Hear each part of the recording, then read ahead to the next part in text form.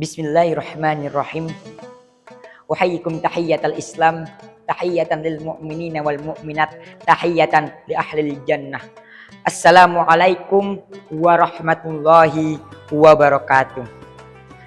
Bismillah, walhamdulillah, wala ilaha illallah, wa asyhadu anna Muhammadan abduhu wa rasuluh, la nabiyya wa rasuluhu ba'dah, amma ba'd. Sobat Al-Amin dimanapun Anda berada, puji serta syukur kita haturkan atas kehadirat Allah Subhanahu wa Ta'ala yang telah memberikan kepada kita nikmat yang begitu banyak, terutama nikmat sehat, sehingga kita semua dapat melakukan aktivitas dalam keseharian. Sholawat beriring salam semoga tetap tercurahkan kepada junjungan kita, Nabi kita, Nabi Muhammad Sallallahu Alaihi Wasallam. Berkat petunjuk dan arahannya, kita dapat keluar dari zaman jahiliyah menuju zaman Islamiyah, yakni ad-dinul Islam. Para pemirsa yang dirahmati Allah Subhanahu wa Ta'ala, di dalam rukun Islam dengan 5 butir mutiaranya di poin keempat. Pertama, ada syahadat. Kedua, ada sholat. Ketiga, ada zakat. Keempat, puasa. Dan kelima, haji. Poin keempat, puasa. Jika kita telisik secara general, apa sih makna dan hakikat puasa ini? Maknanya adalah al-imsak, menahan dari segala sesuatu yang memang membatalkan puasa ataupun mengurangi pahala dari ibadah puasa itu sendiri.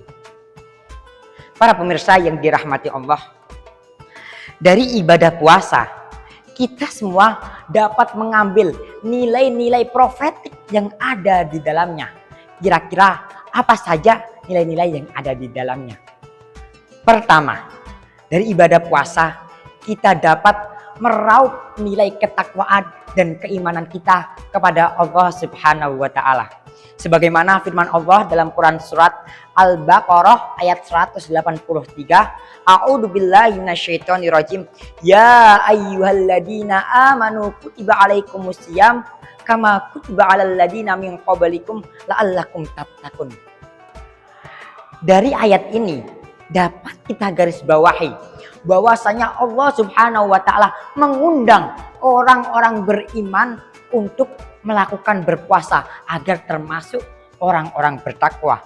Jadi dari ayat ini kita sebagai orang beriman apabila melakukan ibadah puasa kita termasuk orang-orang yang bertakwa.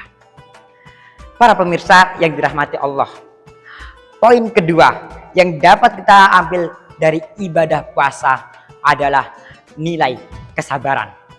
Kenapa? Karena di ibadah puasa ini kita diajarkan bagaimana kita bisa sabar untuk menahan dari segala godaan, segala hawa nafsu yang membatalkan puasa dari terbit fajar hingga terbenamnya matahari. Poin ketiga yang dapat kita ambil di ibadah puasa ini yaitu nilai syukur kita kepada Allah Subhanahu wa Ta'ala. Kenapa kita semakin bersyukur saat ibadah puasa? Karena kita dapat merefleksi bagaimana kita dapat melihat orang-orang di sekitar kita yang mana notabene orang-orang dalam kekurangan, mereka dalam keseharian merasakan bagaimana mereka kelaparan, mereka tidak bisa makan.